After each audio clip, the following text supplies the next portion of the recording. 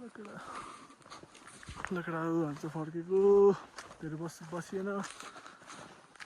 घर पनि पुग्नु पर्यो ठिकै छ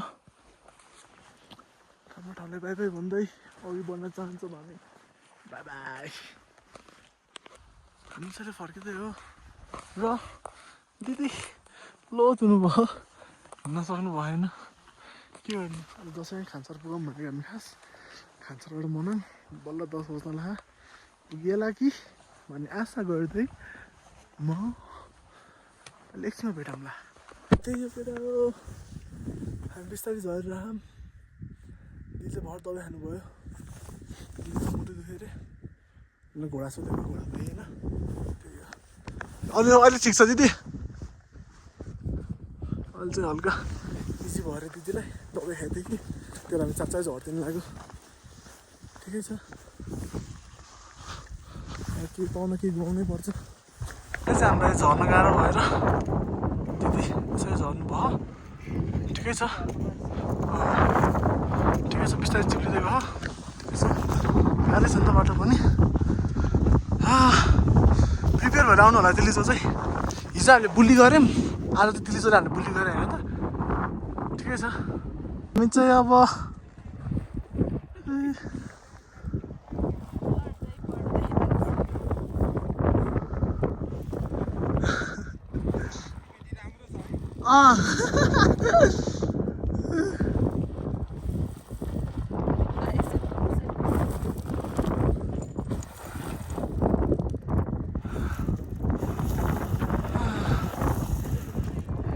सजिलो भयो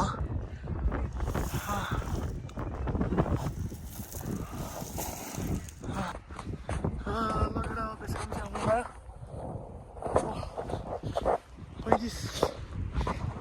20-35 मिनटमा हुन्छ दिदी चाहिँ पछाडि हुनुहुन्छ एउटा दिदीसम्म त्यो दिदी पनि फर्स्ट टाइम ट्रेक आउनु रहेछ अनि त्यो अरू दाइ जानुभयो त्यो दिदीको बोयफ्रेन्ड त्यो दाइ चाहिँ लाइक धेरै सर्किट हालेर आउनुभएको रहेछ अनि मैले चाहिँ दिदी अनि बिस्तारै आउनुहुन्छ भनेर म चाहिँ अब तल झरेर रेस्ट गर्न जानु लाग्यो छिटो किनकि अब ब्याग त मैले पुग्ने हो नि त मलाई लोड पर्छ मलाई नै अब रेस्ट चाहियो भने धेरै त्यही भएर ठिकै छ बेस क्याम्प गएर ब्रेकफास्ट खाएको होइन त्यही त हो के भन्न सकिन्छ तर फर्स्ट भ्लग हो रुगाला सिकानको बिला नहानिदिनु होला नत्र मैले सिकान त बिला नै आउँछ भ्यू हेर्नु यो चाहिँ झर्ना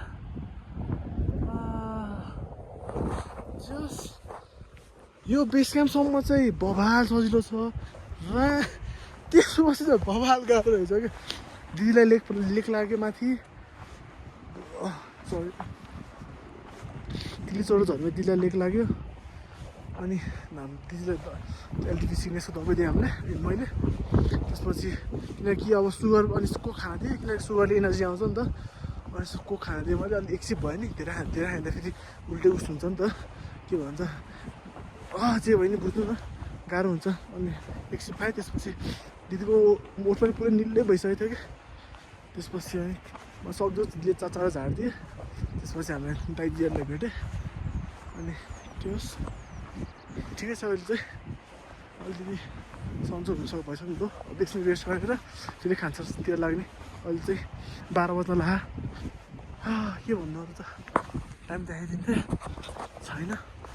त्यही हो भिडियो क्वालिटी लो आयो होला नेक्स्ट टाइम चाहिँ आएको हुन्छ कस् नेक्स्ट टाइम कतै घुम्न गयो भने यो घुम्नै हावा आएको नि त दिदीले मलाई पर्सि घुम्न जाऊँ भन्नुभयो मैले ओके भनिदिएँ त्यसपछि ट्याक्टुक त्यही त हो ल ठिक छ त्यही हो क्लिपहरू हालिदिन्छु नि अलिअलि दिदीको त्यस्तो भिडियो त प्यानिक भयो भने भिडियो त बनाइएन अब ठिक त हो ल बेस क्याम्प गरेर भेटौँ ल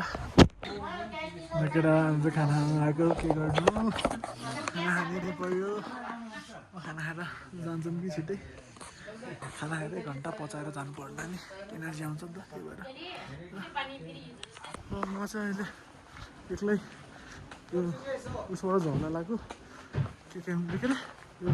पिजो बेस क्याम्पबाट दिदी चाहिँ घोडामा झर्नुहुन्छ दिदीलाई लास्टै गाह्रो भयो अरे म चाहिँ एक्लै बिस्तारै पकाउँदै जान्छु अब ठिक छ बाटोमा के भएन भिडियो हालिहाल्छु कि ल लगेर अब मेरो चाहिँ अहिले सोलो ट्रेक भइरहेको छ त्यो चाहिँ पछाडि घुरामा कति बेला आउँछ मलाई थाहा छैन कस्तो हावा चलिरहेको छ हावा थाहा होला त्यही हो बिस्तारै अलिक गर्दैछ चिनेको अब चिनेको भन्दा नि हिजो भेटेको अङ्कल आन्टीहरू दाइहरू भेटाउन छ भेटाइन्छ ढुक्क एक्लै भएपछि त्यस्तो त भए पनि लागेन त्यही हो किन घुरा नचढेको भन्नुहुन्छ भने एक टाइमको हो एक टाइमको फर्स्ट एकचोटि ट्रेक आउने एउटा हो अब इगोमा आउँछ हेर तिरिसो त हामी कम्प्लिट हाल्नु परिहाल्यो खुट्टाले होइन कुन भयो यार हो र ठिकै छ हालौँला बिस्तारै अरू चाहिँ हेर्नुहोस् अगाडि बढ्दैछु बिस्तारी एक्लै भयो नि बढाउँला के छ र अब अगाडि चाहिँ दाइहरूले भेटाउनु पऱ्यो ठिकै छ भेटाइहाल्छ चाहिँ अब दिदीले घोडा चढ्छ दिदीले अरूहरूले भनौँ न घोडा चढेर जान्छ भन्ने थियो थैट लड्की पारेर नदेख लड्की पारेर जाने हो नि जति मोटो भयो भने के छ पछाडि गएको छैन आज बिस्तारै जानु यहाँ चाहिँ ल्यान्डस्लाइड एरिया हो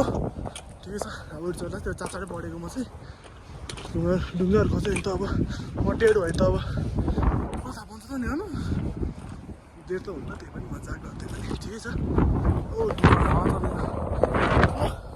मजाक मजाक भ्लग बनाइयो रमाइलो भयो त्यो ठिक छ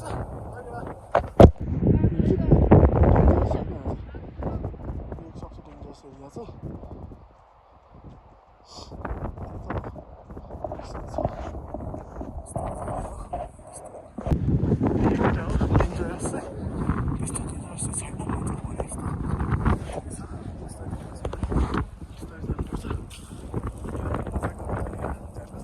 छ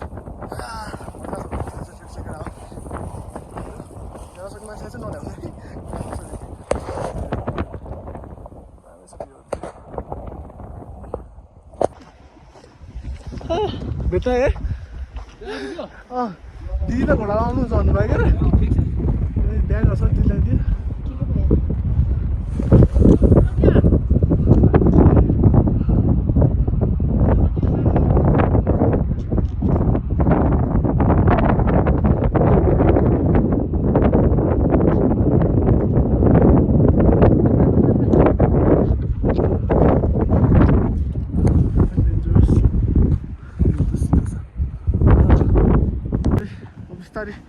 ल्यान्डस्लाइड एरियामा अगाडि बढ्दैछौँ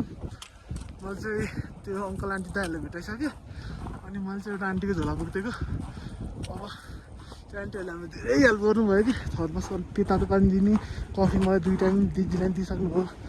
त्यतिको त मैले पनि गरिदिनु पऱ्यो ठिकै छ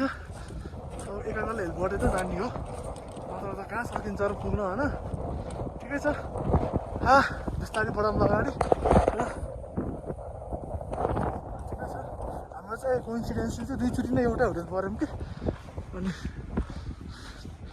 उहाँहरू चाहिँ एकचोटि तलबाट हुनुपर्ने हुनुहुँदो रहेछ बसेर चाहिँ बार लाग्नुपर्छ ठिकै छ अब बिस्तारै हिँड्ला जहाँसम्म हिँड्ला जहाँसम्म होइन खाँचासम्मै पुग्नु पऱ्यो हामी जसरी नि ठिकै छ तपाईँ चाहिँ यसलाई दिनुहोस् आज मनाङ पुग्नु प्लान थियो मनाङ चाहिँ पुगिन्न खान्छ अरे होला यो मनाङको सबसे खतरा गरेर चढिसकेँ उहाँहरू चाहिँ बिस्तारै आउनुभयो उहाँकै झोलाको झोला मैले बोक्थेँ खासमा चाहिँ त्यही हो अनि मैले झोला नबोक्थेँ उनीहरूलाई झन् भारी हुन्थ्यो उहाँ झन् पछाडि हुनुहुन्थ्यो हामी चाहिँ टिम भएर आएको हो टिम भएर जाऊँ न त्यही हो झोला बोकेको सुनाउनु खोजेको चाहिँ होइन त्यही हो सबैले एउटा लेसन चाहिँ दिनु खोजेको हो